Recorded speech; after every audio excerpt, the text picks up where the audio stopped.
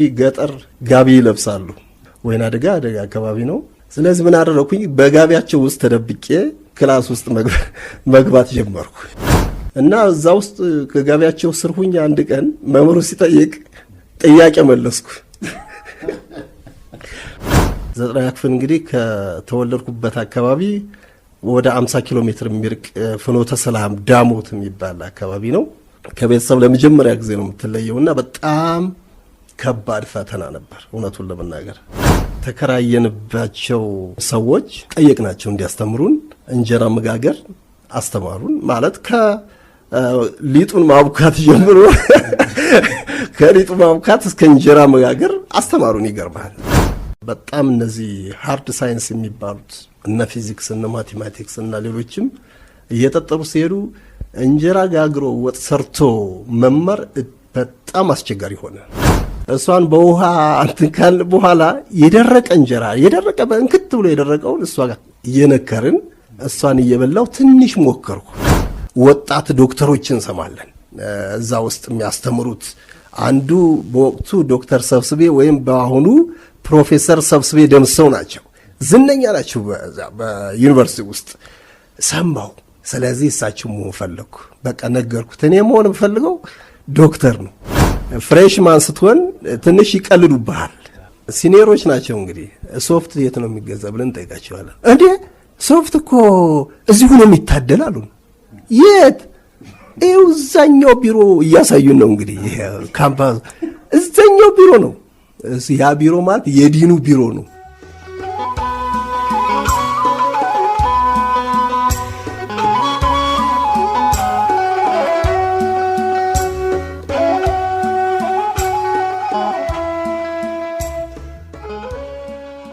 ብዙዎቻችን በልጅነታችን ዶክተርና ፓይለት መሆን ህልማችን ነው።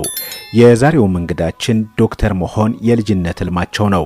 ዶክተር ለመሆን ደግሞ ያለው አንድና ብቸኛ አማራጭ ሕክምና በመማር ይመስላቸው ነበር። ነገር ግን ወደ ዩኒቨርሲቲ ሲገቡ ዶክተር ሰብስቤ ደምሰው የሚባሉ ዝነኛ መምህርን ያያሉ። ከሕክምና ውጪ ዶክተር መሆን እንደሚቻል ይረዳሉ። እናም ፕሮፌሰር ሰብስቤን አርአያ አድርገው ህልማቸውን ለማሳካት ይጥራሉ። ህልማቸውንም አሳክተው ዛሬ እንግዳችን ሆነዋል። ዶክተር አብዮት ብርሃኑ ይባላሉ። መደበኛ ትምህርት ቤት ካልነበረበት የገጠር መንደር ተነስተው ዛሬ በዓለም ላይ አብዛኞቹን ሀገራት ለማየት ችለዋል። የህይወት ጉዟቸው ምን ይመስላል? ዶክተር አብዮት የትውልድ መንደራቸውን በማስተዋወቅ ይጀምራሉ። የተወለድኩት በምዕራብ ጎጃም ቋሪት የሚባል አካባቢ፣ የመጠሪያ ስሟ ገብዘ ማርያም የሚባል ነው። እንግዲህ ተወልጄ ያደግኩት ገጠር አካባቢ ነው።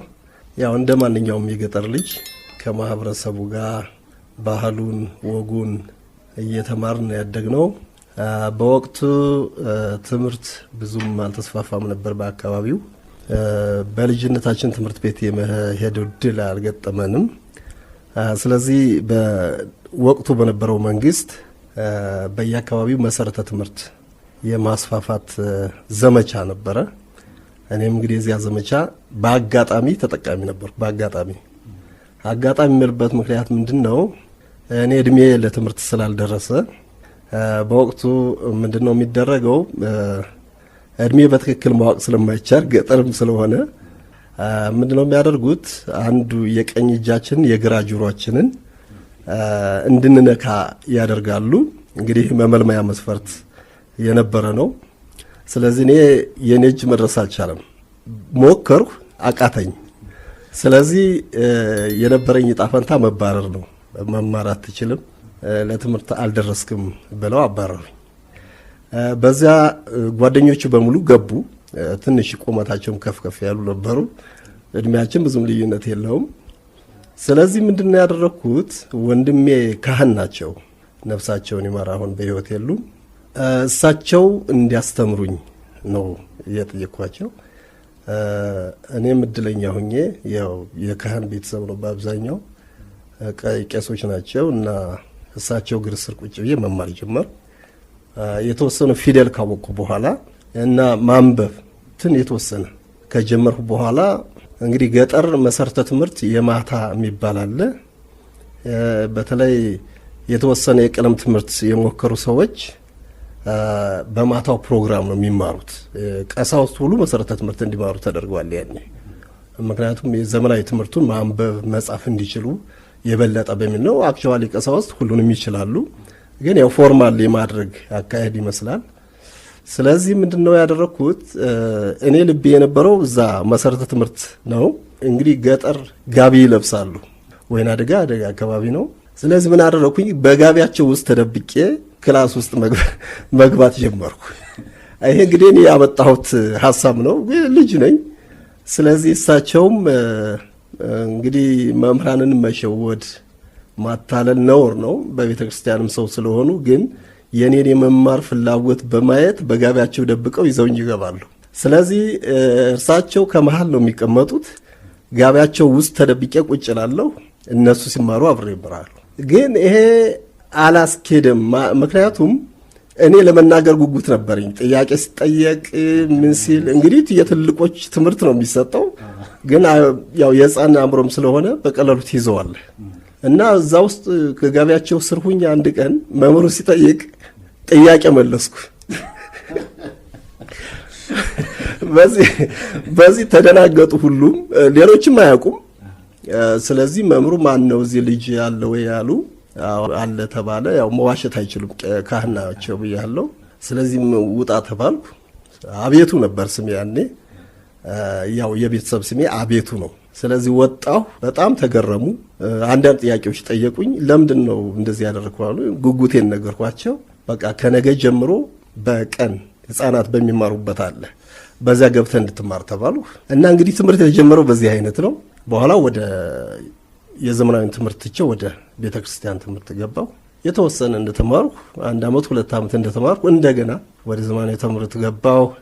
እንግዲህ የተማርኩበት ትምህርት ቤት ቋሪት አንደኛና መለስተኛ ሁለተኛ ደረጃ ትምህርት ቤት ይባላል። በጣም ጎበዝ ተማሪዎች የነበሩበት ነው። እኔም እዚያ ትምህርት ቤት እንደ ማንኛውም ገባው። ግን ከቤታችን ሩቅ ነው። ቢያንስ እስከ 5 እስከ 10 ኪሎ ሜትር በግምት ይሆናል። እሱ በጣም አስቸጋሪ ነበር። ጠዋት ምሳን ትበላለህ፣ ሙሉ ቀን ስትማር ትውላለህ። ቁርስ ምሳ ነው የሚባለው እዛ። አሁን ቁርስ የሚባለው ከተማ ስትገባ ነው። እዛ ግን ምሳ ጠዋት ነው የሚበላው ገጠር። ከዛ በኋላ ሙሉ ቀን ትውላለህ ስራ ላይ ወይም ትምህርት ላይ። ምሳ ቋጥሮ መሄድ የለም። በዚያ ቻሌንጅ ውስጥ አክቹዋሊ የኛ ቻሌንጅ አይደለም፣ ምክንያቱም ያደግነው በዚያ ተቀርጸናል። ስለዚህ እዛ ትውላለህ፣ ትመለሳለህ። ግን በጣም አድካሚ ነበር ጉዞ። በየቀኑ ከ5 እስከ 10 ኪሎ ሜትር መጓዝ በጣም በጣም በጣም ከባድ ነውና እንደዚያም ሆኖ እንግዲህ ከዛች ከመሰረተ ትምህርት የተማርኳት ወንድሜ ደግሞ ካህን በመሆኑ እሱ ያስተማረኝ ትምህርት ከቤተክርስቲያን የተማርኩትም የተወሰነ ትምህርት ረዳኝና ያው ዳብል የሚባል አለ በወቅቱ። ስለዚህ 1ኛ ክፍል አስገቡኝ። ሲያዩ አልመጥንም ከ1ኛ ክፍል ጋር መቀመጥ። 2ኛ ክፍል አስገቡኝ። 2ኛም አስገቡኝና ግራ ተጋቡ። ምክንያቱም ከነሱም ቀድማለሁ የተማርኩ ስለሆንኩ እዛ። ስለዚህ ከ2ኛ ክፍል ዳብል እንዳልፍ አደረጉ። 3ኛ ክፍል ገባው። አክቹዋሊ ትንሽ አስቸጋሪ ነበር። ደብተር መገልበጡ ምኑ ያው ዳብል ስታልፍ ያለፈውን ሴምስተር በሙሉ ትገለበጣለህ። እንግዲህ ያንን አለፍኩ። 4ኛ ክፍል ገባው። እንደገና እዛም አትመጥንም ተባለ። ዳብል ወደ 5ኛ ክፍል አስገቡኝ። 5ኛ ክፍል ገብቼም እንዲሁ 1ኛ ነው የሆኑት። ከዛ በኋላ እስከ 8ኛ ክፍል ድረስ 1ኛ እየወጣሁ ነው የቀጠልኩ። በመሀል እንግዲህ የደርግ መንግስት መውደቅ በወቅቱ 8ኛ ክፍል ነበርኩና ብዙ ነገሮች ያዘበራረቀ። ከ8ኛ ክፍል ሚኒስትሪ መፈተን አንቻልንም። ስለዚህ ምንድነው የተደረገው? በነበረን ውጤት ሞዴል ተፈተነን ነበር አስታውሳለሁ። ስለዚህ በዚያ ሞዴል ውጤት ነው ወደ 9ኛ ክፍል እንድናልፍ የተደረገው። አክቹዋሊ ሞዴሉም ከዋናው ፈተናው የሚተናነስ አልነበረም። በዛ መሰረት ከፍተኛ ውጤት በማምጣት ወደ 9ኛ ክፍል ገባሁ። 9ኛ ክፍል እንግዲህ ከተወለድኩበት አካባቢ ወደ 50 ኪሎ ሜትር የሚርቅ ፍኖተ ሰላም ዳሞት የሚባል አካባቢ ነው። ከቤተሰብ ለመጀመሪያ ጊዜ ነው የምትለየውና በጣም ከባድ ፈተና ነበር እውነቱን ለመናገር። ምክንያቱም ያኔ በቤተሰብ እጅ ነው ያለሁት። አብስለው ነው የሚያበሉኝ። ሁሉ ነገር ዝግጁ ነው። ከማህበረሰቡ ጋር ከምታውቀው ባህል ጋር ሁሉ ነገር ነው ያደግነው። ግን ድንገት ከቤተሰብ ተለይተን ወደ ሃይ ስኩል ስንገባ ዳሞት ከፍተኛ 2ኛ ደረጃ ትምህርት ቤት ይባላል በወቅቱ የሚጠራበት ስሙ። እዛ ትምህርት ቤት ስንገባ አሁን ሁሉም በእኛ እጅ ላይ ሆነ። የከተማ ኑሮ ገጠር ነበርን፣ አሁን ከተማ ገባን። የከተማ ኑሮ ደግሞ የተለየ ነው። ፈጽሞ ካደኩበት ህይወት ጋር የሚሄድ አልነበረም እና ትንሽ የመደንገጥ ያው አእምሮ የመዘናጋት ነገር ይመጣል። አዲስ ሆነብኝ። ግን ምንድነው ያደረኩት? አንድ ወንድም ነበረኝ የሚያስተምረኝ የሚረዳኝ ማለት ነው። በገንዘብ ልክ ወደ 9ኛ ክፍል ስገባ የሚያግዘኝ ወንድም ነበረ። ድሬዳዋ ነበር የሚኖረው። እሱ ብዙ ምክሮች ይመክረኝ ነበር፣ ከተማውን ህይወት ስለሚያውቅ። ገንዘቡም ከመላክ ባሻገር በርካታ መጽሐፍት ይልክልኝ ነበር። የትምህርቱንም፣ የልብ ወለዱንም፣ የታሪኩንም በጣም በጣም ጎበዝ ወንድም ነው የነበረኝ እና ኤግዛክትሊ አሁን እኔ እንዳልዘናጋ ነው። አሁን ከተማ ስትገባ እንዳልኩ ነው፣ ብዙ ነገሮች ይስቡሃል፣ ደስ ይልሃል። ይህ መብራቱ አለ። ኢንፋክት በጀነሬተር ነበር ያኔ፣ እንዳሁኑ አልነበረም። ሙዚቃው አለ። እንግዲህ እኛ በሬዲዮ ምናልባት አንድ ሰው አልፎ አልፎ ገጠር ሬዲዮ ካለው ተሰብስበሷ ሬዲዮ ስትሰማ ነው የምትውለው። ብርቅ ነበር ሬዲዮ በነገራችን ላይ። ከዛችሁ የምናውቀው ነገር የለም። እዛ ከተማ ስንገባ ቴፕ አለ። ያኔ ዘመናዊ ቴፖች ናቸው በወቅቱ ማለት ነውና ድምፁ የተለየ ነው። ካሴቱ አለ። አዎ። እና እኔ ሙዚቃ ደግሞ በጣም በጣም እወዳለሁ። ስለዚህ እዛ ስገባ ተቸገርኩኝ። የተቸገርኩበት አንዱ ምንድነው አብስሎ መብላት። ገዝተን ለመብላት ሞክረናል። አዋጭ አልነበረም። ምክንያቱም ገንዘብ እጥረት አለብን። ቤተሰብም ገንዘብ የለውም። እህል ምናምን ያለው እንጂ ገንዘብ በእጃቸው የለም። አንዱ ኩንታል በትንሽ ብር ነው የሚሸጡ በዛ ወቅት። ስለዚህ ምንድነው ያደረግነው? ለምን ማብሰል አንማርም አለን። ተከራየንባቸው ሰዎች ጠየቅናቸው እንዲያስተምሩን። እንጀራ መጋገር አስተማሩን። ማለት ከሊጡን ማቡካት ጀምሮ ከሊጡ ማቡካት እስከ እንጀራ መጋገር አስተማሩን። ይገርማል። እኛ ደግሞ ያው የህፃን እድሜ ነው። 9ኛ ብትገባም ህፃን ነህ እና ሻርፕ ነው አእምሯችን። እኔ በተለይ ወደ 4 ጓደኛሞች ነበርን። አንዱ ያጎቴ ልጅ ነው፣ ሌላው ጓደኛዬ ነው እና ሌሎችም ነበሩና አውዝ ሻርፕ በሁሉም ነገር ፈጣን ነበርኩ። በተለይ እንጀራ በመጋገር ሊጥ ማቡካት አልወድም ነበር። ስለዚህ ምንድነው ያደረግነው? አንዱ ሊጥ ያቦካል፣ አንዱ ወጥ ይሰራል።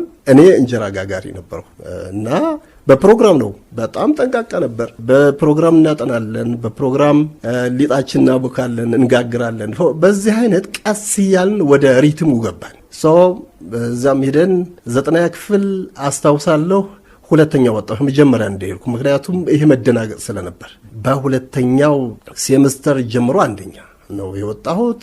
እዛ ደግሞ ውድድሩ ከሁሉም ነው የሚባለው እና ብዙ ክፍሎች አሉ። ምንድነው የተደረገው?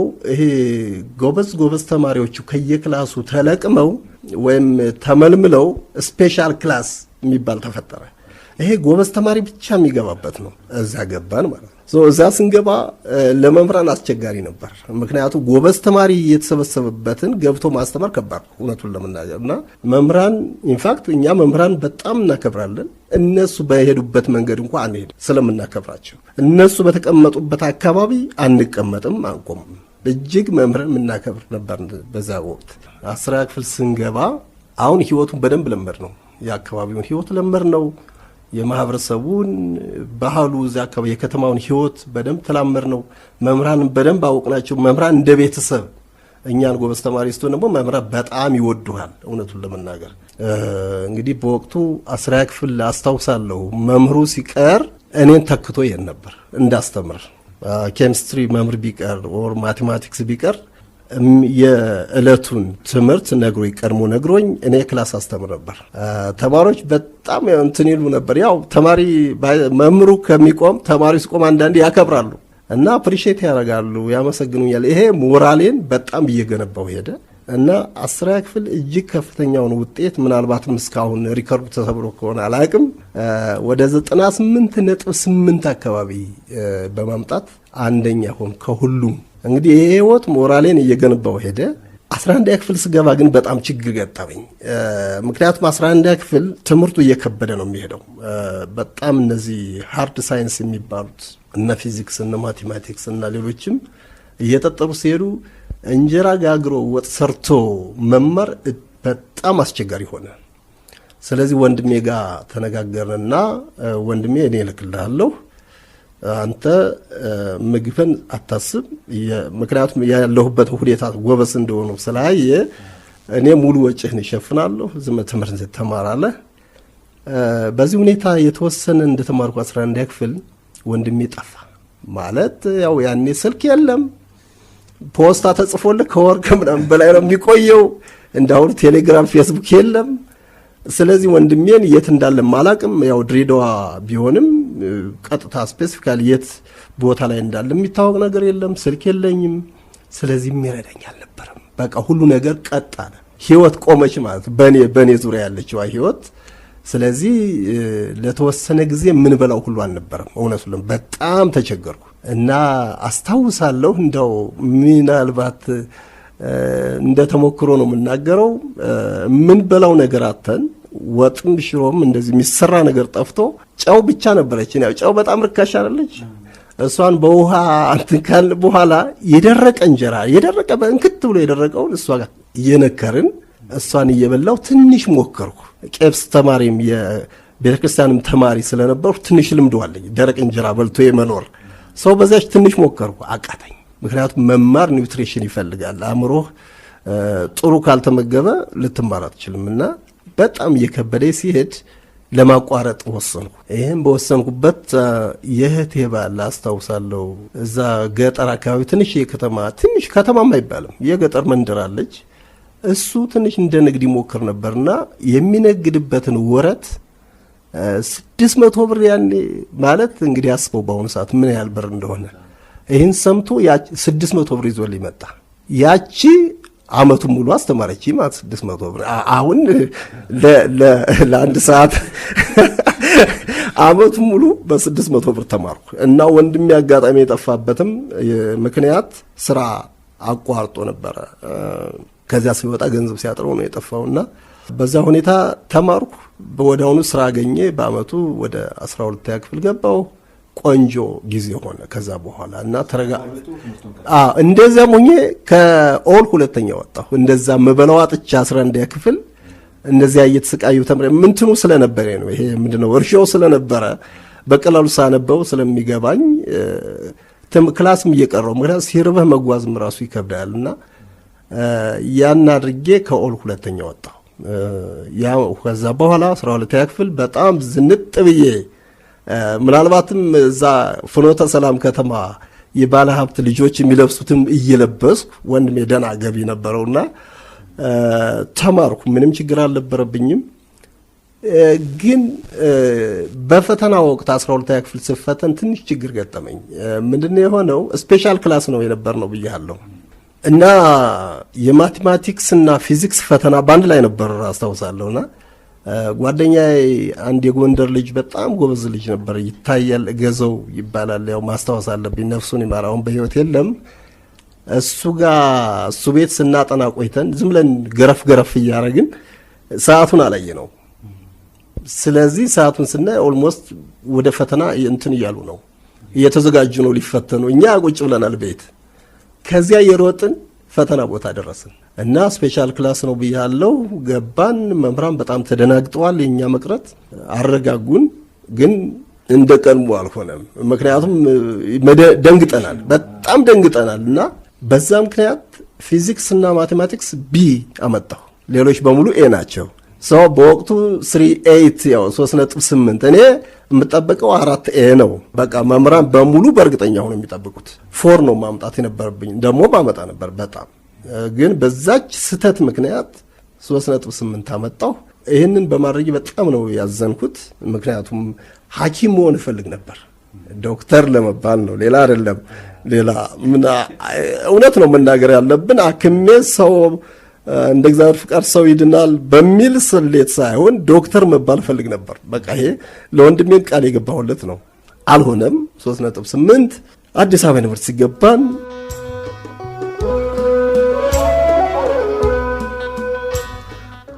ዶክተር አብዮት ብርሃኑ የሁለተኛ ደረጃ ትምህርታቸውን አጠናቀው ከፍኖተ ሰላም ወደ አዲስ አበባ ዩኒቨርሲቲ መጡ።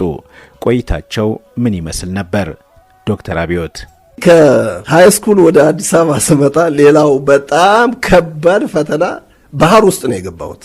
አስታውሳለሁ እንጦጦ ላይ ስደርስ በአውቶቡስ እየመጣሁ ሳይ ከተማውን ማታ አካባቢ ነው የገባ ነው። ያው ከጎጃም ከፍኖተ ሰላም አዲስ አበባ አስበው ሩቅ ነው እና በዛን ጊዜ መንገዱም ጥሩ አልነበረም። አባይ በረሃ እየተባለ እየተደነቀ ሰማ ነበር። አየሁት። ለኔ ብዙም አይደለም ለኔ በጣም ከባድ የነበረው አዲስ አበባ ሳየው በቃ በጣም ደነገጡ። እውነቱን ለመናገር ልቤ በጣም ይመታ ነበር። እንደዚህ ውስጥ ነው እንደምማረው። ምክንያቱም ፍኖተ ሰላም ከተማ ያችም ከተማ ሆና የፈጠረብኝን ነገር ያለው ስነ ልቦናዬ በጣም ጎድቶኝ ነበር። አጋጣሚ ደግሞ እንጦጦ ላይ ሆነው ማታ ላይ ሲገቡ መብራቱ ጨረቃ መስሎታች ሲታይ ሌላ ከተማ ነው የሚመስለው እና በትክክል በቃ መብራቱ ስናይ በምን ውስጥ ነው የገባሁት አልኩ። አጋጣሚ የወንድሜ ጓደኛ እዛ ድሬዳዋ ሆኖ የሚያስተምረኝ ወንድሜ የምልህ የእህቴ ልጅ ነው። በነገራችን ላይ በእኔ ህይወት ላይ ትልቁን ሚና የተጫወተ ነው። እሱ ትምህርቱን 11 or 12 ነው ያቋረጠው። ግን እኔን በሱ ምትክ እሱ በጣም ጎበዝ ተማሪ የነበረው ነውና በሱ ምትክ እኔን ለማውጣት ብዙ መከራውን ያየ ነው። የሚሰራበትን በሙሉ ለኔ እየሰጠና እሱ ደግሞ አዲስ አበባ ጓደኛ አለው። ስለዚህ የኔ እንዳልቸገር ብሎ ጓደኛውን በእነሱ በሚገናኙበት ያኔ መስመር ስልክ ነው ደውሎ አዘጋጅተውታል። እንግዲህ እኔ ስልክ የለኝም። ምልክቶች ተነግረውኛል። የት መውረድ እንዳለብኝ ተነግሮኛል። ብቻ ብዙ ነገር ተነግሮኛል። እውነት በዛ መንገድ አገኘው ከሆነ ያኔ በጣም ተቸግሬ ነበርና እንጦጦ ላይ በጣም ፈራው። እንዴት ነው እዚህ ውስጥ ሰውየውን ማገኘው ነው እዛ ከተማ ውስጥ። አውቶቡስ ተራ መኪናው ደረሰና ወረድኩ። የወንድሜ ጓደኛ አላቀውም መልኩ እና አውቶቡስ ተራ ወርጄ ውስጥ ዝም የቆምኩ እዛው ጠብቅ ነው የተባልኩት። እና አብዮት ነህ ይላል እየዞረ አንድ ሰው። አብዮት ነኝ እኔ ነኝ ያልኩት። በጣም ትሁት ነው ልጁ። ወደ ቤተሰብ ወሰደኝ አስተዋወቀኝ ቤተሰቡ ጋር። አዲስ ልብስ ተገዛልኝ። ልብስ ችግር የለብኝም ብያለሁ። ወንድሜ ከራሱ በላይ አድርጎ ነው ያስተማረኝና በቃ አዲስ አበባን አሳያለሁ አለ። ግን መንገድ ላይ ከሰው ጋር እየተጋጨው አስቸገርኩ። ስንሄድ እያየው ነው እኔ ህንጻው ነው ያለው ምኑ ነው ያለው በቃ መብራቱን ሰው ጋር ጋጫለሁ። እና ያው የአዲስ አበባ ሰው ደግሞ ትዕግስት የለውም ታውቃለህ። ያሁኑን አይደለም የድሮ ልበለው። እና ይቆጡሃል፣ ሌባ ይሉሃል። ያው ችግር የለም። እንደዚህ ዩኒቨርሲቲ ከመዝገባው በፊት ዩኒቨርሲቲ ወሰደኝ 4 ኪሎ አዲስ አበባ ዩኒቨርሲቲ 4 ኪሎ ተፈጥሮ ሳይንስ ነው እኔ ጆይን ያደረኩት። አንደኛ ምርጫዬ ነው። በነገራችን ላይ አላማ ነበረኝ። ዶክተር መሆን እፈልጋለሁ ብያለሁ። ስለዚህ አሳየኝ። በሶስተኛው ቀን አካባቢ ይመስለኛል አምጥቶ አስመዘገበኝ። እንግዲህ እዚህ ብዙ ገጠመኞች አሉ አዲስ አበባ ዩኒቨርሲቲ። ኤኒዌይ እኔ ወንድሜ መሐንዲስ እንደሆን ነው የሚፈልገው። ምክንያቱም እሱ ተቀጥሮ የሚሰራበት የመንገድ ስራ ነው። የግል ካምፓኒ ነው የሚሰራው። አለቆቹ መሐንዲሶች ናቸው። ስለዚህ በአእምሮ ሊመጣ የሚችለው ምህንድስና ነው። መሐንዲስ ትሆናለህ አለኝ። እንግዲህ ያኔ 4 ኪሎ ተምረህ በውጤትህ 5 ኪሎ ትገባለህ። ሌላም ቦታ ልትገባ ትችላለህ። ፋርማሲ አለ፣ 5 ኪሎ ያለው ፋርማሲ ትምህርት ቤት አለ፣ ኢንጂነሪንግ አለ፣ ማቴማቲክስ ማት ዲፓርትመንቶች አሉ። እና እሱ መሐንዲስ ትሆናለህ አለ። እኔ ደግሞ አይደለም፣ እኔ ህልሜ ዶክተር መሆን ነው። እና ታዲያ እዚህ 4 ኪሎ ምን ዶክተር አለ አለኝ። ያው ጥቁር አንበሳ ነው መሄድ ነው። ያኔ ደግሞ በቀጥታ ነው የገቡት። በነገራችን ላይ ዶክተር የሚሆን በቀጥታ ዶክተር ነው የሆኑ። ከዛ በፊት ግን 1 ዓመት ተምረህ እንደዛ ከዛ በኋላ ነበር ወደ የሰማሁትን ነው። አይ እኔ ግድ የለህም ሌላ መንገድ አለ አልኩት። እንግዲህ የኔ ሮል ሞዴሎች አሉ አዲስ አበባ ዩኒቨርሲቲ። በወቅቱ እዛ እየተማርን 1ኛ ዓመት ስለ ወጣት ዶክተሮች እንሰማለን። እዛ ውስጥ የሚያስተምሩት አንዱ በወቅቱ ዶክተር ሰብስቤ ወይም በአሁኑ ፕሮፌሰር ሰብስቤ ደምሰው ናቸው። ዝነኛ ናቸው በዩኒቨርሲቲ ውስጥ ሰማሁ። ስለዚህ እሳቸው መሆን ፈለግኩ። በቃ ነገርኩት። እኔ መሆን የምፈልገው ዶክተር ነው። ስለዚህ ዶክተር ለመሆን ባዮሎጂ ዲፓርትመንት ነው የምገባ አልኩት። አክቹዋሊ ሌሎችም ይገባል፣ ማቴማቲክስም ሌላም ትገባለህ። ግን እኔ ደስ ብሎኝ የምገባው ባዮሎጂ ዲፓርትመንት ነው። ምክንያቱም ፕሮፌሰር ሰብስቤ የኔ ሞዴሌ ናቸው በወቅቱ በምሰማው ማለት ነው። እና ትንሽ ግራ ተጋባን። እሺ እንደፈለካለ እንግዲህ በሱ እርዳታ በሱ ድጋፍ ነው የምማረው እኔ እና ከፍተኛ ውጤት ነው ያመጣው። ባይዘዋይ አንደኛ ዓመት ላይ እንደፈራሁት አይደለም የነበረው። በጣም እንደተጨነቅኩት ሳይሆን ህይወቱ ራሱ ደስ የሚል ነበር። ዩኒቨርሲቲ ውስጥ እንደገባን መቼስ ያው ሲኒየር የሚባሉት በጣም አደገኛ እንትኖች አሉ። ያው ይሄ የተለመደ ባህል አለ። አደገኛ ነው ብለው እኔ ፍሬሽማን ስትሆን ትንሽ ይቀልዱብሃል። እና እንደ ምን አሉን መሰለ ሲኒየሮች ገና እንደገባን የሚያስጎበኝ ትዝ ይለኛል፣ ግቢውን ካምፓሱን የሚያስጎበኝ ሰው ነበር። እነሱ እየሰደበንም እየቀለደም ጥያቄ እየጠየቀንም ያው ከገጠር እንደመጣን ስለሚያስታውቅ የከተማዎች አሉ የአዲስ አበባ ልጆችም ነበሩ ባይዘዋይ እንደዚያ ሲያስጎበኘን ውሎ በነጋታው ዶርም ውስጥ ሆነን ሶፍት የት እንደሚገዛ እንኳን አናውቅም። ይገርማል። ያኔ ሱቁ የት እንደሆነ ገና በደንብ አልተላመደምና ሲኒየሮች ናቸው እንግዲህ ሶፍት የት ነው የሚገዛ ብለን እንጠይቃቸዋለን። እንዴ ሶፍት እኮ እዚሁ ነው የሚታደል አሉን። የት? ይኸው እዛኛው ቢሮ እያሳዩን ነው እንግዲህ ካምፓስ እዛኛው ቢሮ ነው። ያ ቢሮ ማለት የዲኑ ቢሮ ነው። የዩኒቨርሲቲ ዲን የኮሌጁ ዲን ቢሮ ነው። እና እኛ አናውቅም። ቀጥ ብለን ሄድን። ሶስቱን እኔ አንድ ክላስ የነበርን ልጆች ነን እዛው ከሀገር ቤት የመጣን። ቀጥ ብለን ሄድን፣ አንኳኳን፣ ግቡ ተባልን። እሺ ብለን ደስ ብለን ገባን። ምን ፈልጋችሁ ነው? አዲስ እንደሆነ አውቆናል በወቅቱ። አይ ሶፍት ፈልገን ነው፣ ሶፍት እዚህ ነው የሚታደል ብለው እጅግ በጣም ሳቀና አዎ አንደኛ ዓመት አይደለች። አዎ በቃ ችግር የለም አይታደልም። ያው ማን ነገራችሁ? እንይዝ መንገድ ላይ አግኝተን አዎ እነሱ ባለጌዎቹ ባሉ ሂዱ እዚያ አይታደልም ብለው አሰናበቱን። ይህንን አረሳም።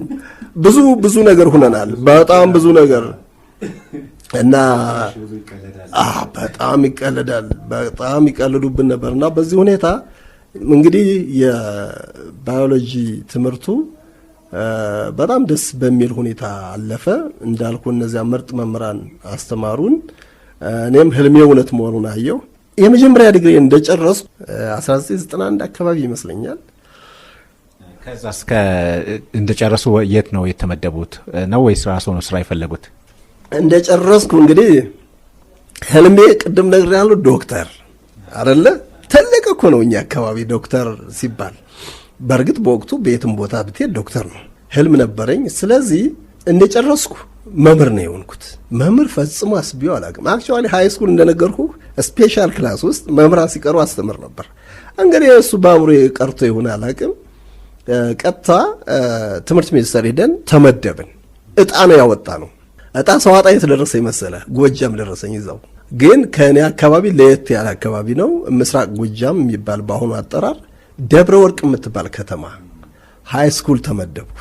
ገና አዳጊ ከተማ ነች፣ ግን ታሪካዊ ቦታ ነው። ፍቅር እስከ መቃብርን አንብበናል እርግጠኛ ነኝ። እና የእሱ አንዱ መቼት ቦታ እዛ አካባቢ ነው ያለው። እና በቃ በልጅነት ፍቅር እስከ መቃብርን ወንድሜ ገዝቶ ልኮልኝ ቢያንስ 3 ጊዜ አንብቤዋለሁ። ቢያንስ ነው የምነግርህ። እዚያ ስመደብ ደስታዬ ወሰን አልነበረው። በቃ ዲማ ጊዮርጊስን አየሁት። በእግሬ ሄጄ እኮ ነው፣ ከደብረ ወርቅ ራቅ ይላል። ዲማ ጊዮርጊስን አየሁ። ምን የተጠቀሱት በመዚህ በፍቅር እስከ መቃብር አየኋቸው። በቃ ለእኔ ትዝታዬ ያ ነው። እና ሃይስኩል ከ10ኛ 11ኛ 12ኛ እንዳስተምር ተመደቡ። በኋላ ሁለተኛ ዲግሪ ትምህርት ከዛ በፊት ከሃይ ስኩል ተወዳድረህ በወረዳ በምን ተብሎ ከዛ እንትኑ አላር ክልል እዛ ነው ተመርጠ የምትመጣ የነበረው። እንዲህ ቀልድ አልነበረም። እንግዲህ በወቅቱ እንግዲህ አማራ ክልል የሚባለው ስፋቱን አስበው። ከነሱ ጋር ተፈቅዶልህ ከባህር ዳር መምጣት ለእኔ ፈጽሞ የማይታሰብ ነው። ማገልገል አለብህ፣ ሲኒየር መሆን አለብህ። ከእኔ ገና አዲስ ነኝ። ከእኔ በላይ ስንት ሲኒየሮች አሉ እዚያ ትምህርት ቤቱ ራሱ። ስለዚህ ወዲያውኑ ሬዲዮ ሰማሁልህ። ያው ሬዲዮ ነው እንግዲህ በወቅቱ ቲቪ እንኳን ብዙ አክሰስ አልነበረምና ሬዲዮ ሰማ። ሁለተኛ ዲግሪ ተወዳድረህ ተፈተነ መግባት እንደሚቻል ሰማው። እና እኔ ወንድም ታዲያ ምን የሞኝ ነው ወዲያውኑ ትምህርቱን ትቼ ማስተማሩ ማለት ነው። ደብረ ወርቅ እንግዲህ መቼም ይቅርታ ያደርጉልኛል፣ በጣም የምወዳቸው ተማሪዎች ነበሩ። እውነቱን ለመናገር በጣም የምንግባባ እንደ ጓደኛ ነበር የሚያዩኝ። ስሜን እንኳን ጋሼ እንዳትሉ ብያቸው አብዮት ነው የሚውሉኝ በሙሉ። በነገራችን ላይ አብዮት የሆነበት ምክንያት በኋላ እንደገጠመኝ እነግርሃለሁ። ርዕሰ መምህሩ በጣም ቆራጥ ቆፍጣና ነበር በወቅቱና እሱንም ሳልነግረው ማንንም ሳልናገር ልክ ፈተናው አካባቢ ሲደርስ ቀጥ ብዬ አዲስ አበባ መጣሁ። ወንድሜ ይከታተለኛል ህልሜን ስለሚያውቅ ማለት ነው። ስመጣ ደወልኩለት ለሱ። ችግር የለም አለ፣ እኔ ያለሁልህ አለ። በቃ የምትፈልገው ወጪ በሙሉ ነው እሸፍናለሁ አለ። ተፈተንኩ፣ አለፍ፣ ገባሁ። የሁለተኛ ዲግሪን ማለት ነው ቦታኒካል ሳይንስ ወይም የስነ እጽዋት ነው ያጠናሁት እና ምክንያቱም ቅድም ነግሬያለሁ ፕሮፌሰር ሰብስቤ ናቸው ብያለሁ የኔ ሮል ሞዴል። ስለዚህ እሳቸው ማግኘት ፈልግ ነበር። እንግዲህ እዛ ዲፓርትመንት ቅድም የጠቀስኩልን ፕሮፌሰር እንሰርሙ፣ ፕሮፌሰር ዘመዴ፣ ፕሮፌሰር ሰብስቤ ያሉበት ዲፓርትመንት ነው። እዛ ገባሁ። በጥሩ ሁኔታ ተማርኩ። ወንድሜ ሙሉ ወጪውን ሸፍኖ በግሌ ነው የገባሁ ብያለሁ። ስለዚህ መክፈል አለብኝ አይደለ? አየ ትልቅ ኢንቨስትመንት ነው ይሄ። ከኪሴ ቢሆን የለኝም እኔ እና የምኖርበትንም ሸፍኖ የምማርበትን በሙሉ ወጪ ሸፍኖ በ2 ዓመት ኤግዛክትሊ ተመረኩ። የሁለተኛ ዲግሪውን ከያዙስ በኋላ ወደ መምህርነት ነው የተመለሱት ወይስ ሌላ ስራ ነው የጀመሩት? አዎ እሱ ላይ እንግዲህ እኔ በእውነቱ ለመናገር እድለኛም ነበርኩ። በነገራችን ላይ እንደተመረኩ ወዲያው ስራ አገኛለሁ። ዩኒቨርሲቲዎች ላይ ማስታወቂያዎችን ተከታተሉ፣ ወዲያው አፕላይ ያደረኩ። ጅማ ዩኒቨርሲቲ በጣም የምወደው ዩኒቨርሲቲ ነው። አንደኛ በመሆን አለፉ እና ወዲያው ጠሩኝ። እሱ ብቻ እንዳይገርም መጀመሪያ የተወዳደርኩት የኢትዮጵያ ብዝሃ ሕይወት ኢንስቲትዩት ነው። ሙያ እንትንም ቴሴን የሰራሁትም ከብዝሃ ሕይወት ጋር የሚሄድ ነው። እዚህ በቃ ይሄ የኔ ቦታ ነው ብዬ አፕላይ ያደረኩ። ግን ወዲያው ጅማ ዩኒቨርሲቲ ሲወጣም ጅማ ዩኒቨርሲቲ ተወዳደርኩ። የብዝሃ ሕይወት ኢንስቲትዩት ወይም እንግዲህ በአሁኑ ነው የማወራው የኢትዮጵያ ብዝሃ ሕይወት ኢንስቲትዩት ውጤቱን አልለጥፋለ። ጅማ ዩኒቨርሲቲ ቀድሞ ለጠፈ። ስለዚህ ምን የሞኝ ነው ቀጥ ብዬ ወደ ጅማን እኔ አላውቀው ማያት ፈልጋለሁ። በነገራችን ላይ እንዲህ አይነት እንትኑም አለኝ። እንደነገርኩ ብዙ ልብ ወለድ መጽሐፍትን ያነበብኩ ነኝ። ኢትዮጵያን ከጫፍ እስከ ጫፍ አይቻታለሁ። በልብ ወለድ መጽሐፍት ውስጥ ታሪክ አንብቤያለሁ። ኢትዮጵያን በተግባር ደግሞ ማየት ፈልግ ነበር። ጅማ በጣም ደስ ብሎ ሄድኩኝ። ጅማ ዩኒቨርሲቲ ደግሞ የተሟላ ዩኒቨርሲቲ ነው። ዶርሜን ሁሉ አዘጋጅተው የዶርም ዕቃ አሟልተው ታምናለህ? ምን በቃ እንዳትወጣ አድርገው ነው የሚቀበሉህ። ከዛ በፍቅር እንድትቀር ነው። እውነት ነው ደግሞ ብዙዎቹ ቀርተዋል፣ እዛው ትዳር ይዘው ይኖራሉ። እና እኔ ግን አንድ ግብ አለኝ አይደለ ዶክተር መሆን። እንግዲህ እዛ ካልቸር ስትገባ ጅማ አጋጣሚ እኔ የተከራየሁበት ግቢ ባለቤቱ ኦሮሞ ናቸው። በጣም የሚደንቁ ሰው ናቸው። ጋሽ ጉርሜሳ ይባላሉ። ጋሽ ጉርሜሳ በቃ ከዩኒቨርሲቲ ሳስተምሩ እየስሄድ በር ላይ ቁጭ ብለው ነው የሚጠብቁኝ። ከእሳቸው ጋር ሳልወራ ወደ ቤት አልገባም። በቃ ዩኒቨርሲቲ ውስጥ አይደለም ከዩኒቨርሲቲ ውጭ ነው የሚያዝልህ። የዩኒቨርሲቲው ቤቶች በሙሉ ተይዘው ነበር አጋጣሚ። ስለዚህ እነሱ ያፈላልጉልህና እዛ ያስገባዋል፣ ዕቃ ያሟሉልሃል። በቃ እኔ ቲቪ ሁሉ ገዙልኝ እኮ በዱቤ ጋሽ ጉርሜሳ ቤት ማለት ነው። እዛ ዶርም እዛው ቅርብ ነው፣ በዋኪንግ ዲስታንስ ነው። እኔ ብዙ ጊዜ ደግሞ አዲስ አበባም ስኖር በኋላ ልመጣል እችላለሁ። እዚህ ስገባ ከዋኪንግ ዲስታንስ በእግር ከሚሄድበት ርቀት በላይ አልሄድም ኪራይ። ስለዚህ ጋሽ ጉርሜሳ ቤት ቅርብ ነው። እሳቸው ስመጣም እሳቸውን ሳላገኝ አልገባም። ራት አብረን ነው የምንበላው ከእሳቸው ቤት። በጣም ይገርማል እኮ እኔ እኮ ያ ፍቅር እኮ ዘላለማዊ ቢሆን ጥሩ ነበር በእውነት። አሁንም ይሆናል ብዬ ገምታለሁ። አይዶን ነው ጅማን አላውቅም፣ ግን የምናያቸው ብዙ ነገሮች እየተቀየሩ ሄዱ ባህሉ። ስለዚህ እሳቸው ጋር ባለቤታቸው በጣም ደግ ናቸው፣ ልጆቻቸው በጣም የተለዩ ናቸው እና ልክ ከቤተሰቡ አንዱ ሆንኩ። እዛ ዶርሜ ለመተኛት ብቻ ነው የምገባው እውነቱን ለመናገር እና ለማንበብ። ስለዚህ በታምንም ባታምንም ከአንድ መምህር ከሚይዘው በላይ 4 ትምህርት አይነት አስተምሬ ነው የመጣሁት እና እንዲሁም በደስታ ጅማ ዩኒቨርሲቲ 1 ዓመት ምን ሆነ መሰለህ ኢትዮጵያ ብዛይት ኢንስቲትዩት ተወዳድሬያለሁ አላልኩም? በአመቱ ደወሉልኝ። በአመት አይደለም ነሐሴ አካባቢ ደወሉና አልፈሃል አሉኝ። እንግዲህ አንድ አመት አስጠብቀኝ ልበበል። ቢሮክራሲ እንዴት ነው? ያሁኑ አይደለም የድሮ ነው ብለህ የድሮ በቃ አለመርሳታቸው አይገርምም? አልፈሃል እኮ ስሉኝ ነው። በቃ ህልሜ እውነት ነው ማለት ነው አልኩ። አይ ህልሜን እከተላለሁ። በቃ ህልሜ እውነት ነው ማለት ነው። ስለዚህ ጅማ ዩኒቨርሲቲ በጣም የወደድኩት ጋሽ ጉርሜሳ ለኔ በህይወቴ አንድ ካራክተር ናቸው። ጋሽ ጉርሜሳ እና ባለቤታቸው በቃ ከቤተሰቦች ላይ ይቻላቸው እና እንደዚያ ሆኜ በፍቅር ጅማ ዩኒቨርሲቲንም ሳልናገር ሹልክ ብዬ ኢትዮጵያ ብዛይት ኢንስቲትዩት መጣሁ 1996 ዓመተ ምህረት። እንግዲህ ላለፉት ስንት ዓመታት ማለት ነው 20 ምናምን 21 ዓመታት የኢትዮጵያ ብዛይት ኢንስቲትዩት በመሃል የሆነውን እነግርሃለሁ። ተለይቼ ነበር ከብዛይት ኢንስቲትዩት እንጂ ዘሆል ህይወቴን ከዛ በኋላ ከሁለት ቦታዎች ውጪ ኢትዮጵያ ብዛይት ኢንስቲትዩት ነው የኖርኩት። ስለዚህ መጣሁ። እዚህም በጥሩ ሁኔታ ተቀበሉኝ። ከተቀበሉኝ አንዱም እውነት የትልቅ የሆነ ሰው በህይወት የትልቅ ቦታ ያለው የቤት ባለቤት እንደሆን መንጃ ፍቃድ ሁሉ እንዳወጣ ዶክተር ተስፋዬ አዋዝ ይባላል። ዶክተር ተስፋዬ አዋዝ የፈተነኝ እሱ ነው፣ የተቀበለኝ እሱ ነው። ሪሊ ከጋሾ ጉርሜሳ ቀጥሎ ደግሞ በህይወት ትልቅ ሚና የተጫወተ አይ ቲንክ ታውቀዋለህ ብዬ ገምታለሁና እሱ ነበረ። ኢትዮጵያ ብዛይት ኢንስቲትዩት ገባሁ። ለመላመድ ጊዜ አልወሰደብኝም። እንዳልኩ አዲስ አበባ ዩኒቨርሲቲ ስለተማርኩ ቅርብ ነው። አንዳንዴ መጣ ነበር፣ እዚህ ላይብራሪም ለሪፈረንስ መጣ ነበርና በጣም ምቹ ነበር የኢትዮጵያ ብዛይት ኢንስቲትዩት። ይገርማል፣ ከጅማ ዩኒቨርሲቲ በላይ አላገኝም ብዬ ነበር ማስበው። አገኘሁ፣ ተመቸኝ። እንግዲህ ኢትዮጵያ ብዛይት 21 ዓመት አካባቢ በመሃል 4 ዓመታት አልነበርኩም። በኋላ ገልጽልሃለሁ። ገባሁ። ብዙ ጊዜ አልወሰደብኝም። ተላመድኩ። ወደ ምርምሩ ገባን። እንግዲህ በተለያየ ፖዚሽን ላይ ያገለግልኩ። ከዛ በኋላ ተመራማሪም ነበርኩ፣ የአይቲ ባለሙያም ነበርኩ በትሬኒንግ ማለት ነው። ኦልሞስት 2-3 ዓመት ከሰራው በኋላ ዳይሬክተር ነው የሆንኩት። ከዛ በኋላ በኃላፊነት ነው ሙሉ ጊዜ የነበረው። የዛ ክፍል ዳይሬክተር ሆንኩ። ወዲያውኑ ዶክተር ግርማን እጅግ አመሰግናቸዋለሁ። ወደ ውጭ ላኩኝ ለትሬኒንግ በጃይስ፣ በአይቲ፣ በዳታቤዝ ማኔጅመንት ሲስተም በርካታ ሰርተፊኬቶች አሉኝ። በነገራችን ላይ ያው መሰረታዊ እውቀት ስለነበረኝ እንግዲህ እኔ ከሀገር ያኔ ሳላገባ ላጤ ሁኜ ከሀገር የወጣሁት መጀመሪያ ታንዛኒያ ነው፣ ዳሬ ሰላም የምትባል ከተማ። ከዚያ እንደተመለሱ ስዊድን ነው የሄድኩት እና በዛ ብዙ ወጣት የሚጠፋበት ነው። በተለይ የተማረው የሚባለው ውጭ ከዳ አይመለስም። እንዳትመጣሉኝ ልጆች እዚያ አብሮኝም ይሰሩ የነበሩ ከሄድክ እንዳትመጣሉኝ። እኔ ኢትዮጵያ ነው የተወለድኩት፣ ኢትዮጵያ ነው ኑሬ የምሞተው ነው። ይሄ ቃሌ ነው።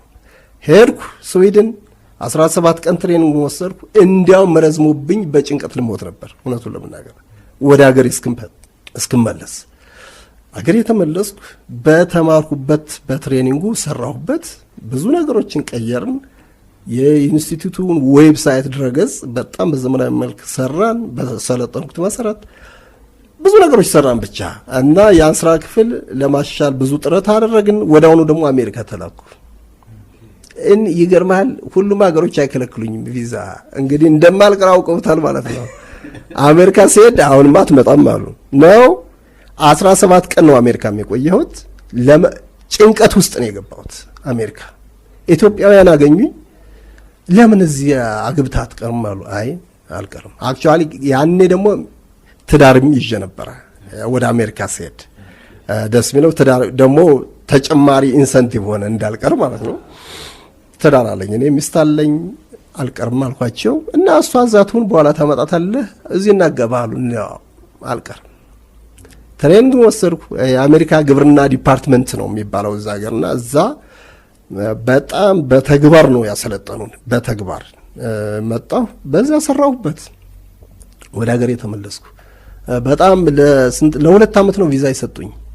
ድጋሚ ማሰብ አልፈልግም አሜሪካን በወቅቱ በፍጹም መመለስም አልፈልግም። ለስብሰባ ምናምን ሊሆን ይችላል እና በኢንስቲትዩቱ እንግዲህ ብዙ ስራዎችን ሰራው። የኢንስቲትዩቱ አካል ነኝ። የዚህ ታሪክ አካል ሁኜ ነው የኖርኩት። እንግዲህ ብዙ የተለያዩ ለውጦች። ወደ ፒኤችዲ ትምህርቶንስ እንዴት ነው እንትን ያሉት? እዚህ ሆነው እንግዲህ ከዛ በኋላ እዚህ ብዝሃ ሕይወት ነው ያሉት። ፒኤችዲ ሆነ እንዴት ነው የተማሩት? የት ነው የተማሩትስ? ምናልባት ይህን ጥያቄ ትልቁም ህልሞም እሱ ነበርና ወደ እሱ እስቲ እንምጣ። ያው ዶክተር እንግዲህ ከልጅነት የነበረ ህልሞ ነው። ያንን ህልሞን ደግሞ እንዴት አሳኩት? የትስ ነው የተማሩ? በምን ዘርፍ ላይ ነው የተማሩት? የስ ግን ይችን ከመመለስ በፊት ያችን ገጠመ ልንገርህ። ስሜ የተቀየረበትን ስሜ አቤቱ ብርሃኑ ነው። አየ ጎጃም ስም ሲወጣ በትርጉም ነው የሚወጣው። አቤቱ ብርሃኑ፣ አቤቱ አምላኬ ማለት ነው። ብርሃን አምላክ ነው። እና አባቴ ብዙ ያኔ እንግዲህ እኔ ሳልወለድ ፊውዳል የሚባል ነበር በአካባቢው። ያው የመሬት ምንድነው የሚባለው ባላባት የሚባሉ ማለት መሬቱ ሁሉ ሰብስበው ሌላው ጭሰኛ ነው። እንግዲህ እውነቱን ለመናገር ያኔ እኔ የተወለድኩት በደርግ ጊዜ ነው። ግን እሱ ታሪኩ ከኋላ የቀደመ ነው ምነግርህ። ብዙ ይበድሉት እንደነበረ በኋላ ካደኩ በኋላ ወንድሜ ካህን ወንድም ነበረ ብያለሁ። እሱ ነግሮኛል። እና በዛ በደል ምክንያት ብዙ ስቃይ አይቷል። እኔን ደግሞ የወለደኝ በጣም ዘግይቶ ነው። የመጨረሻ ልጅ ነኝ በቤተሰቡ እና በጣም ዘግይተው ነው የተወለድኩት። እንግዲህ ያው ሁሉ በደን ካሳለፈ በኋላ ኃይለ ሥላሴም ከወደቁ በኋላ ደርግ ከመጣ በኋላ 1969 ነው የተወለድኩት። እና ስወለድ ምን አለ አቤቱ ብሎ ወጣልኝ። ምክንያቱም ጸሎቱ ሰመራ። መሬት አሁን የራስ ሆኗል። ከጭሰኝነት ወደ መሬት ባለቤትነት ተገባ ማለት ነው። አቤቱ ብርሃኑ በቃ አንተ ታደርጋለህ፣ አንተን አምልሃለሁ ነው እንግዲህ ትርጉሙ። እና ወደ አብዮት እንዴት ተቀየረ አትለኝም? መሰረተ ትምህርት ያቺ ጆሮዬን መንከታን አልቻልኩም ማለት በጋቢ ውስጥ ሁኜ አልፌ ምን የቀን ትምህርት ስገባ ስም ማን ነው ይለኛል። አስታውሳለሁ የሽዋስና ጽጌ የሚባሉ በወቅቱ ስም ማን ነው ሲሉኝ አቤቱ አልኩኝ። ምንድነው አቤቱ አሉ። አቤቱ እኔ ትርጉሙን አላውቅም የወፃን ነኝ ብያለሁ። እና የምን አቤቱ ተሳስተው አብዮት ነው ስም አሉኝ። እንግዲህ በወቅቱ አብዮት የገነነበት ነው። ደርግ እንግዲህ 1970ዎቹ አይደለ የደርግ አብዮት ዘፈን ሁሉ መስከረም 2 የአብዮት ገነት ሁሉ ነገር አብዮት ነው። አብዮት አሉኝ። እኔ ትርጉሙ ለውጥ ያለው አልመሰለኝም። ለቤተሰብ አባቴ አጋጣሚ አርፈው ነበር። በልጅነቴ ነው ያረፈው። ዘግይተው ነው የወለዱ ይብያለሁና አክቹአሊ በልጅና ሳይሆን ድንገት ነው የሞተው። ስለዚህ ሂጄ ለእናቴ ነገርኳት። በእናቴ መንኩሳ ነበር አጋጣሚ መነኩሴ ነበረችና እሷ ስለ ዓለማዊ ብዙም አትጨነቅም በወቅቱ። ችግር የለም በቃ መምህራኖች በጣም ክቡር ናቸውና እነሱ ያወጡልህ አምላክ ስለፈቀደ ነው ችግር የለም ማለች። አብዮት ይችን እንደው እንዳረሳ ብዬ ነው። አብዮትን ፈልጌው ወይም ቤተሰብ ፈልጎ ወደን ያወጣ ነው ስም አይደለም። anyway አሁን ወደ ዋናው ልምጣለህ፣ ወደ ህልሜ ልምጣለህ። ዶክተር እንግዲህ በወቅቱ ኢንስቲትዩቱ የኢትዮጵያ ብዝሃ ሕይወት ኢንስቲትዩት ያስተምራል። በየጊዜው ቆይታ ታይቶ ያበረከትከው ነገር ታይቶ እንዲሁ ዝም ብሎ ቀልድ አይደለም ትምህርት። ፒኤችዲ ማለት ደግሞ ራስህን ሁነህ የምትወጣበት ነው፣ ከበድ ያለ ነውና ዶክተር ግርማ ባልቻ በወቅቱ እሳቸው ከዋና ዳይሬክተርነት ሲለቁ ዶክተር ገመዶ ዳሌ ሌላው በህይወት የትልቅ ሚና የተጫወተ ወንድሜም ጓደኛዬም ነው። እሱ ዋና ዳይሬክተር ሆኖ ተሾመ። እሱ ሲሾም ህልሜን ተዘናግቻለሁ። በወቅቱ የቤተሰብ ትዳርም ተያዘ፣ ልጆችም ተወለዱ። ሌሎችም የያዝኩትም ስራ ክፍል የምመራው በጣም ጊዜ የማይሰጥ ነበርና መዘናጋት መጣ። በዛ ላይ ምርምሩም አለ፣ መስክ ትሄዳለህ፣ ስራ ብዙ ነገር ነውና ተደራራቢ ነገሮች አዘናጉኝ። እርግጥ ነው እንዲሁ ቁጭ አላልኩም። ጀርመን ተወዳድሬ አልፌ ነበር ለፒኤችዲ። ግን ጀርመን በወቅቱ በገጠማት ነው አውሮፓ ጠቅላላ በገጠማቸው የኢኮኖሚ መላሸቅ ነው ምንድነው ብቻ ኢኮኖሚስቶች ናቸው የሚያውቁት። በጣም ተቸግረው ነበር በወቅቱና ዩኒቨርሲቲዎች ብዙ በጀቶች እየታጠፉባቸው ነበርና እኔ አጋጣሚ ያለፉበት ዲፓርትመንት ይሄ ዕጣ ገጠመውና እንደማይቀበለኝ አሳወቀኝ። በዚህ ምክንያት እኔ ወደ ሀገር ውስጥ ፎከስ አረኩ። ኢንፋክት እኔ ህልሜ አዲስ አበባ ዩኒቨርሲቲ ነው እውነቱን ለመናገር። በኋላ ዶክተር ገመዶ ዳሌ ዋና ዳይሬክተር ሆኖ በርከት ያሉ ፕሮጀክቶች እየመጡ ነበር። አንዱ ካፓሲቲ ቢልዲንግ ላይ ጭምር የሚሰራ በመድኃኒት እጽዋት ላይ የሚሰራ ፕሮጀክት ነው። በኮንሰርቬሽን የመድኃኒት እጽዋትን ማንበር ወይም ጥበቃ። ስለዚህ እዛ ላይ ማስታወቂያ ወጣ ለፒኤችዲ። ከተወዳዳሪዎች አንዱን የነበርኩ ተወዳደርኩ፣ አንደኛ ሆኜ አለፍኩ። አዲስ አበባ ዩኒቨርሲቲ ጆይን አደረኩ። እንግዲህ አዲስ አበባ ዩኒቨርሲቲ የህልሜ መሰረቱ እዚያ ነው ያለው። ፕሮፌሰር ሰብስቤን ሮል ሞዴል ናቸው። ስለዚህ እሳቸው ነው እየተከተልኩ የነበርኩት። እሳቸው ባይዘው ይሄን አያውቁም እኮ ዛሬ ምናልባት ይህን ሲሰሙ ካወቁ ነው እንጂ እኔ አልናገርም። ሮል ሞዴል ናቸው፣ በሁሉም ነገር ሞዴል ናቸው እሳቸውና ህልሜም እሳቸው መከተልም ስለነበረ ዶክተር መሆን ስለነበረ ስለዚህ የመጨረሻ ህልሜን የምዘጋው በፕሮፌሰር ሰብስቤ ነው ብዬ ራሴ ወስኜ ነበርና ዋና አማካሪ ፕሮፌሰር ሰብስቤ ደምሰው ሆኑ። ሁለተኛ አማካሪ ፕሮፌሰር ዘሪሁን ወልዱ፣ ሌላው በእጽዋት ስነ ምህዳር ወይም ፕላንት ኢኮሎጂ እውቅ የሆኑ ፕሮፌሰር ናቸው። ፕሮፌሰር ዘሪሁን ወልዱ እንግዲህ ሁለቱ የያዙት ተማሪ መቼም ምን ሊሆን እንደሚችል መገመት ይቻላል። አንወድቅም። እንዲህ አይነት ሰዎች ጋር ስትሆን ትልቅ ያደርጓል።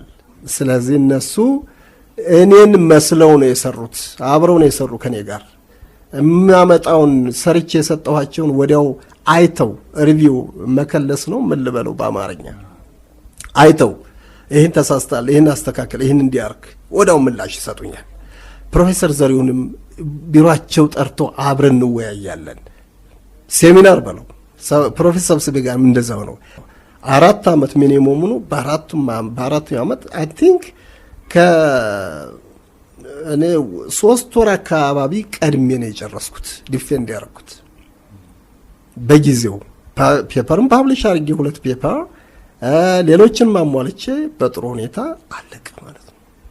ግን እንደመጣሁ ኢትዮጵያ ብዛይት ኢንስቲትዩት የሰራሁት 8 ወር ብቻ ነው። ምንድነው የሆነ ዶክተር ገመዱ ዳሌ ወደ ሚኒስትርነት ከፍ ብሎ ነበር። የቀድሞው አካባቢ ደንና አየር ንብረት ለውጥ ሚኒስትር ሆኖ ተሽሞ ነበር በወቅቱ። ስለዚህ እንደመጣሁ አንድ ትልቅ ፕሮጀክት ላይ የፕሮጀክት አስተባባሪ ሁኜ ነው የገባሁት። ወዳውን ተወዳድሬ ፕሮጀክቱ አለፍኩኝ። እሱን እያስተባበሩ 8 ወር ከቆየ ዩኤንዲፒ ፕሮጀክት ነው። እሱን 8 ወር ካስተባበርኩ በኋላ አካባቢና ደን ምርምር ኢንስቲትዩት የሚባል ተቋም ነበረ በወቅቱ። እዛው ዋና ዳይሬክተር እንደሆንኩ ተጠየቅኩ። እንግዲህ አሉ ፕሮሰሶችም ያው ጥያቄው የሚቀርብበት አሁን እዛ ዝርዝር ውስጥ አልገባም። መንግስት በራሱ መንገድ ሂዶ እኔን እዛ ቦታ እንደሆን ተጠየቅኩኝ። በጣም አስደንጋጭ ነበር እውነቱን ለመናገር። ምክንያቱም እኔ ዲፓርትመንት ኃላፊ ሆኜ በርከት ላለ ዓመታት ሰርቻለሁ። ግን በዚያ ሌቭል ዋና ዳይሬክተር ሆኖ በጠቅላይ ሚኒስትር መሾም ለእኔ የተወዝ በጣም አስደንጋጭ ነበር እና እኔ ደግሞ ዝግጁነቴ ለዛ አልነበረም። ያው ፕሮጀክቱ ላይ ነው እየሰራ ነው። በጣም ጥሩ ነው የሚከፈለኛ። በወቅቱ ትልቅ ደሞዝ ተከፋይ ነበር። እሱ ምንም አልጎደለብኝም። ግን መንግስት ደግሞ ኃላፊነት ሲሰጥህ መቀበል አለበት፣ ግዴታ ነው፣ መሸሽ አይቻልም። ስለዚህ የአካባቢና ደን ምርምር ኢንስቲትዩት ዋና ዳይሬክተር ሁኜ በጠቅላይ ሚኒስትር ዶክተር አብይ አህመድ ተሾምኩ ማለት ነው። በደስታ ለ4 ዓመት አገለገልኩ። በኋላ ሪፎርሙ ሲመጣ ድሮ አየር ንብረት አካባቢ የሚባሉ ነገሮች ደን ይባል ነበር አይደለ? የእኔ ደግሞ መመራ የነበረው አካባቢና ደን ምርምር ነው እና ሁለቱ መርጅ ይደረጉ ተባለ። መርጅ ሆኑ። ስለዚህ ያ መርጅ ሲሆን እኔ ወዴት ሄድኩ? ወደ ኢትዮጵያ ብዛይት እናት መስሪያ ቤት ይባላል። አየህ ዙሪያ የምትገባበት መስሪያ ቤት። ተመራማሪ ነኝ፣ ምንም ችግር የለብኝም። ከስልጣን ለቀኩ ብዬ ምንም አይነት ችግር አልነበረብኝም። ለምን አእምሮ ዝግጁ ነው ብያለሁ። እኔ ተመራማሪ ነኝ። ተመራማሪ ፕሮፌሽናል ባለሙያ ለሆነ ሰው እኮ ስልጣን ብዙ የሚያሳስበው ነገር አይደለም። ስንሾም እናገለግላለን። ተመራማሪ ሁን ሲባልም በደስታ ነው እና ወደ ኢትዮጵያ ብዛይት ኢንስቲትዩት ተዛወርኩ፣ መጣሁ፣ ወደ ቤት መጣሁ ማለት ነው። አሁን ያሉበት ቦታ በጣም ብዙ ስራዎች የሚሰሩበት ስራ ነው። ከዚህ ጋር ተያይዞ ደግሞ በዓለም አቀፍ መድረኮች ላይ ሰፊ ተሳትፎ አሉት። ያው እኔም እዚህ በቅርብ እንደምሰራ ትልልቅ እንደ ሲቢዲ አይነት የብዝሃ ሕይወት ኮንቬንሽን ላይ ይሳተፋሉ። በቅርቡም ካሊ ላይ የተካሄደው ኮሎምቢያ የተካሄደው ስብሰባ ላይ ተሳትፈዋል። ብዙ ዓለም አቀፍ መድረኮች ላይ ተሳትፈዋል። ዓለምን አይተዋል ማለትም ይቻላልና ከዚህ አንጻር እስቲ የኢትዮጵያ ምን አይነት ሚና ነው ያላት? ከዓለም አቀፍ መድረኮች ላይስ ኢትዮጵያ በዚህ በብዝሃ ሕይወት ዘርፍ ምን አይነት አስተዋጽኦ እያበረከተች ነው? እናንተስ ምን አይነት ትምህርት አግኝታችኋል? አዎ ከሁሉም በፊት ምንድነው ምነግርህ የኢትዮጵያ ብዝሃ ሕይወት ኢንስቲትዩት የዓለም አቀፉ የብዝሃ ሕይወት ኮንቬንሽን ተጠሪ ነው። እንግዲህ ኢትዮጵያ የዓለም አቀፍ የብዝሃ ሕይወት ኮንቬንሽንን በፓርላማዋ አጽድቃ የተቀበለች ሀገር ናት። ከበርካታ የዓለም ሀገራት አንዷ ናት። ምናልባትም ከፊት የምትሰለፍ ነች። ከፊት የምትሰለፍበት ምክንያት ነፍሳቸውን ይማር ዶክተር ተወልደ ብርሃን ገብረ እግዚአብሔር እሳቸው የተቃኘ ነው። ይሄ ኮንቬንሽን ቁልፍ ሚና የተጫወቱ ናቸው። ኮንቬንሽኑን አብረው ያረቀቁ፣ አብረው ብቻ አይደለም የሚባለው ቀድመው ከፊቱ ነው። ስለዚህ ኢትዮጵያ ኮከብ ነች በብዝሃ ሕይወት ኮንቬንሽን እና ያን ደግሞ አስፈጻሚ የኢትዮጵያ ብዝሃ ሕይወት ኢንስቲትዩት በበላይነት እንጂ ሁሉም ተቋማት የሚሰሩት ሆኖ ኢትዮጵያ ብዝሃ ሕይወት ኢንስቲትዩት ለዚህ ኮንቬንሽን ሴክሬታሪያቱ ተጠሪ ነው፣ ለጽህፈት ቤቱ ተጠሪ ነው።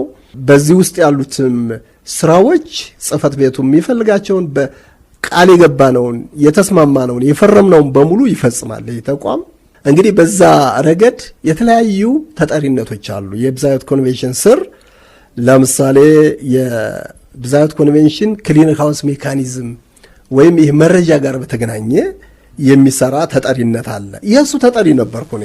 ኢንፎርሜሽንና ዶኩሜንቴሽን ሁኜ የዚያ ተጠሪ ነበርኩ። ብዙዎቹም በዓለም ዙሪያ የተጓዝኳቸው በዛ ጊዜ ጭምር ነው። አሁን ብቻ አይደለም። የብዝሃ ሕይወት ኮንቬንሽን ራሱ ፎካል ፖይንት አለ። እንግዲህ የተቋሙ ዋና ዳይሬክተር ነው የሚሆነው ሁሌም። ሌላ ደግሞ በጣም የተጠናከረ የመጣ የአርክቦትና ጥቅም ተጋሪነት የሚባል ነጎያ ፕሮቶኮል ከዛ በኋላ የተፈረመ ነው። አክቹዋሊ እንግዲህ በዚህ ፕሮቶኮል ውስጥ አንዱ እኔ ነበርኩ። ፕሮቶኮል ሲረቀቅ አንዱ ነበርኩ ከአርቃቂዎች። እድለኛ ነኝ በእውነት። ለዚህ የኢትዮጵያ ብዝሃ ሕይወት ኢንስቲትዩትን እጅግ አመሰግናለሁ። በእኔ ህይወት ላይ ትልቁን ግንባታ ያደረገው የኢትዮጵያ ብዝሃ ሕይወት ኢንስቲትዩት ነው። ከዛ በኋላ በስራው ዓለም ማለት ነው። ያን ናጎያ ፕሮቶኮልን ሲረቀቅ በቀጥታ እዛ ውስጥ ገብቼ እንድሳተፍ በማድረግ ኢትዮጵያን ወክዬ ነው። ይሄ ናጎያ ፕሮቶኮል በጣም ትልቅ ፕሮቶኮል ነው። ከኮንቬንሽኑ ቀጥሎ ይሄ ፕሮቶኮል ነው ትልቁን ስራ የሚሰራው እና የእሱ አርቃቂም ሁኜ ሰርቻለሁ። ብዙ ልምድ ያገኘሁበት ብዙ የተማርኩበት ነውና በመሪ ስራ አስፈጻሚነት መመራው ዲፓርትመንት ይህንን ፕሮቶኮል ነው የሚያስፈጽመው። ናጎያ ፕሮቶኮል የአርክቦት የጄኔቲክ ሀብት አርክቦትና ጥቅም ተጋሪነት ፕሮቶኮል ነው። ምን ማለት ነው እስቲ?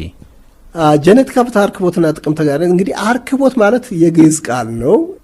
አርክቦት መሰብሰብ፣ መውሰድ፣ መጠቀም የመሳሰሉትን ትርጉም ይዟል አርክቦት ሲባል እና ጄኔቲክ ሀብት ያው ጄኔቲክ ሀብት ነው፣ ብዝሃ ሕይወት ነው። ስለዚህ ጄኔቲክ ሀብቱ ጥቅም ላይ ሲውል እነዚህ ፕሮሰሶች አሉ። ኢትዮጵያ ሕግ አላት።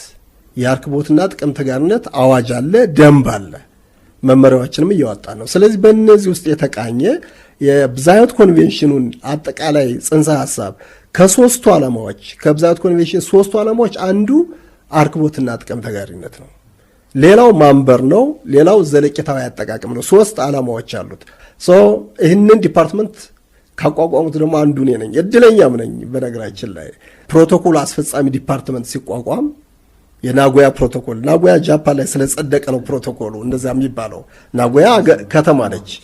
ስለዚህ ፕሮቶኮል አስፈጻሚ ዲፓርትመንት ስናቋቁም የዲፓርትመንቱ አባል ነበርኩ እኔ።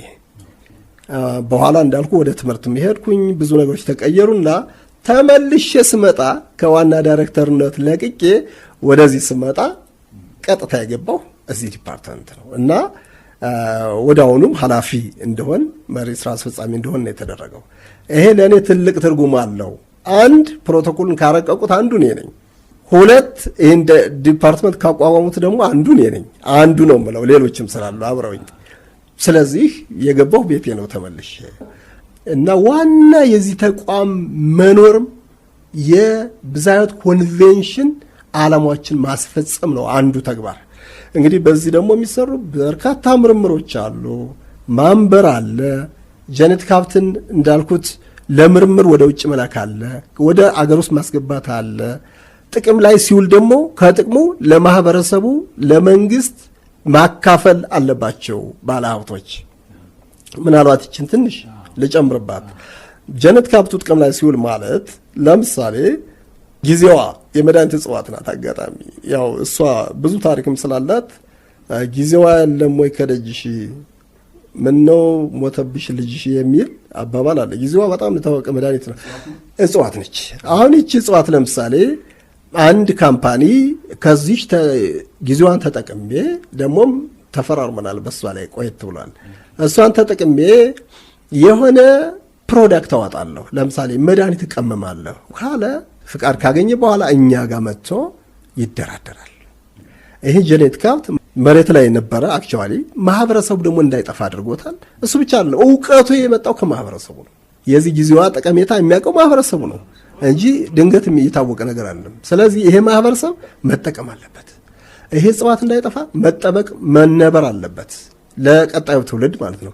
ለዚህ ሁሉ የሚሆን መክፈል አለበት። ለማን ነው የሚከፍለው? ለኢትዮጵያ ነው የሚከፍለው። ለኢትዮጵያ ብዝሃ ኢንስቲትዩት ማለት አይደለም። ለዚህ እጽዋት መጠበቅ ወይም መዋል የሚገባውን ገንዘብ ይከፍላል። ስለዚህ ይህን በሙሉ ሂደቱን የምናስፈጽመው እንደ ኢትዮጵያ ብዝሃ ኢንስቲትዩት ይሄ ዲፓርትመንት ነው ማለት ነው። ሰዓታችን እየሄደ ስለሆነ ነው። እስቲ ወደ ግል ህይወቶ እንምጣ። እስቲ የቤተሰብ ሁኔታው ያው ቀደም ሲልም በተወሰነ ደረጃ ትዳር እንደመሰረቱ ልጆች እንደወለዱም ገልጸውልናል። እስቲ የቤተሰብ ሁኔታ ያጫውቱን። ያው እንደ ማንኛውም ኢትዮጵያዊ ያው ትዳር መስርቻለሁ። 17 ዓመታችንን እያዝን ነው በትዳር ውስጥ። ስለዚህ ልጆች አፍርቻለሁ። ሁሉም ሴቶች ናቸው። 5 ናቸው ልጆቼ። አንዷ ቀደም ሲል የተወለደች ነች። አሁን ፒኤችዲዋን እየሰራች ነው ያለችው ኤሌክትሪካል ኢንጂነሪንግ። እንግዲህ ዝርዝር ውስጥ አልገባም። ሶስና አብዮት ትባላለች። እሷም በጣም ጂኒየስ ተማሪ ነች፣ ከኔም በስንት የላቀች ነች። የወንድሜን ህልም እሷ አሳካችው ማለት ነው። በኢንጂነሪንግ ነው 5 ኪሎ ነው የጨረሰችው። የመጀመሪያ ዲግሪዋንም 2ኛ ዲግሪዋንም 3ኛ ዲግሪዋን ስኮላርሺፕ አግኝታ አሜሪካ ካሉት አንዱ ምርጥ ዩኒቨርሲቲ ውስጥ ፒኤችዲዋን የሰራች በጣም በፍጥነት ነው የሄደችው። በነገራችን ላይ እድሜዋ በዚያ ልክ እንዳታስበው፣ በፒኤችዲው ልክ አይደለም።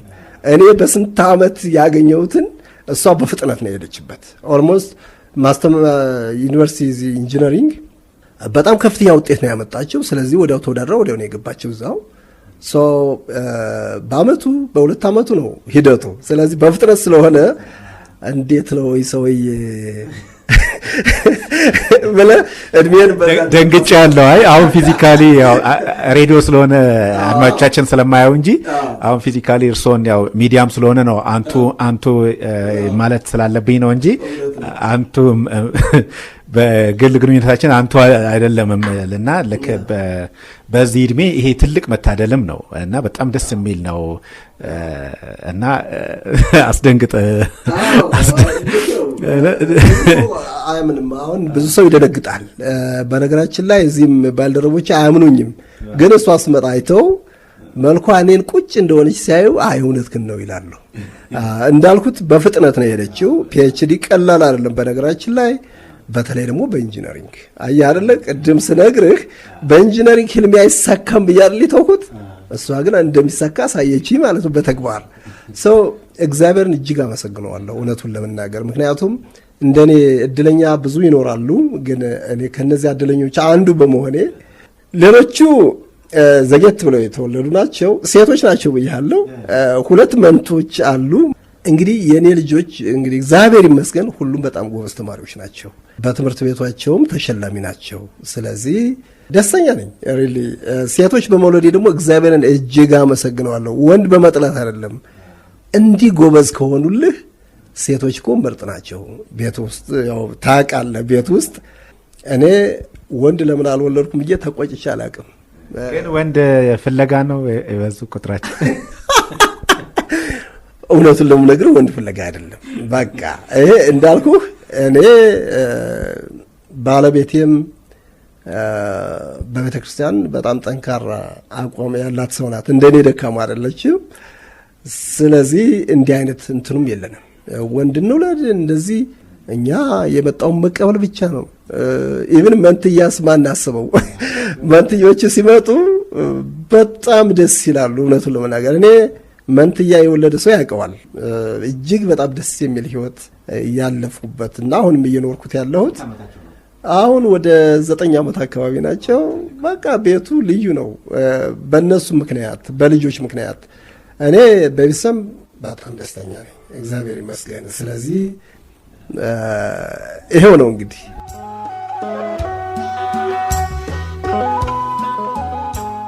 ለዶክተር አብዮት ብርሃኑ ምስጋናችንን እያቀረብን መልካም የሥራ ጊዜ እንዲሆንላቸው እንመኛለን።